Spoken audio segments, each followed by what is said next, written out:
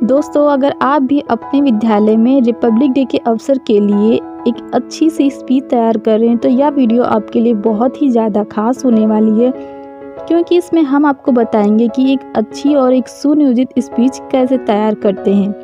तो आप अपनी स्पीच में क्या क्या बातें बोल सकते हैं। सबसे पहले मंच पर पहुंचकर आप सबसे पहले तो सभा में उपस्थित सभी लोगों का अभिवादन करें, अपना परिचय दें, अपना नाम तथा आप कौन सी कक्षा में पढ़ते हैं ये बताएं। अपने स्वयं के स्कूल के अलावा यदि आप किसी अन्य आयोजन में बोल रहे हैं तो आप अपने विद्यालय या कॉलेज का नाम भी बताएं। सभी को गणतंत्र दिवस की हार्दिक शुभकामनाएं दें। अपनी क्लास टीचर व प्रिंसिपल या आयोजनकर्ता का धन्यवाद करें, जिन्होंने इस महान अवसर पर आपको मंच पर आकर अपने देश के बारे में कुछ बोलने का अवसर प्रदान किया। तो अब आप अपनी स्पीच कुछ इस तरीके से बोल सकते हैं। माननीय मुख्य अतिथि, शिक्षक, माता पिता और मेरे सभी प्रिय मित्र, आप सभी को मेरा नमस्कार।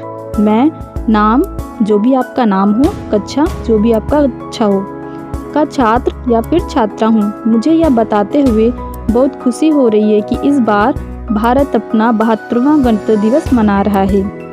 भारतीय नागरिकों के लिए बहुत ही खास दिन है और आप सभी को गणतंत्र दिवस की बहुत बहुत हार्दिक शुभकामनाएं।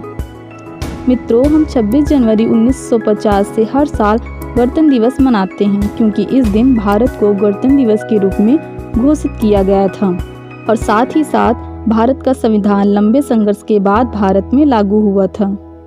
15 अगस्त 1947 को भारत को आज़ादी मिली और 2.5 साल के बाद 26 जनवरी सन 1947 को भारत डेमोक्रेटिक रिपब्लिक बना। भारत में गणतंत्र दिवस का इतिहास में बहुत ही महत्वपूर्ण है, क्योंकि इस भारतीय स्वतंत्रता सेनानियों के बड़े संघर्ष के बाद हमें अंग्रेजी हुकूमत से आज़ादी मिली और हमारा संविधान बना।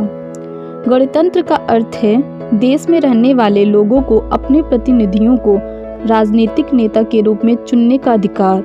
हमारे नेताओं और स्वतंत्रता सेनानियों के काफ़ी संघर्ष के बाद हमें आज़ादी मिली और भारत का अपना संविधान बना, जिसमें सभी नागरिकों के मूल कर्तव्यों, नियम और कानून का उल्लेख है।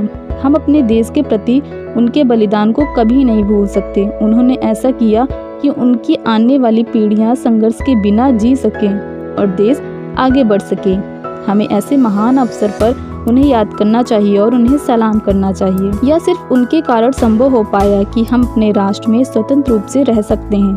भारत में विविधता में एकता दिखाने के लिए विभिन्न राज्यों द्वारा भारतीय संस्कृति और परंपरा का एक बड़ा प्रदर्शन भी किया जाता है। इंडिया गेट पर भारत के राष्ट्रपति वीरों को पुरस्कार देते हैं। विदेश में आए मुख्य अतिथि भी गणतंत्र दिवस पर समारोह में शामिल होते हैं। अंत में भारतीय ध्वज तिरंगा फहराया जाता है और राष्ट्रगान भी गाया जाता है।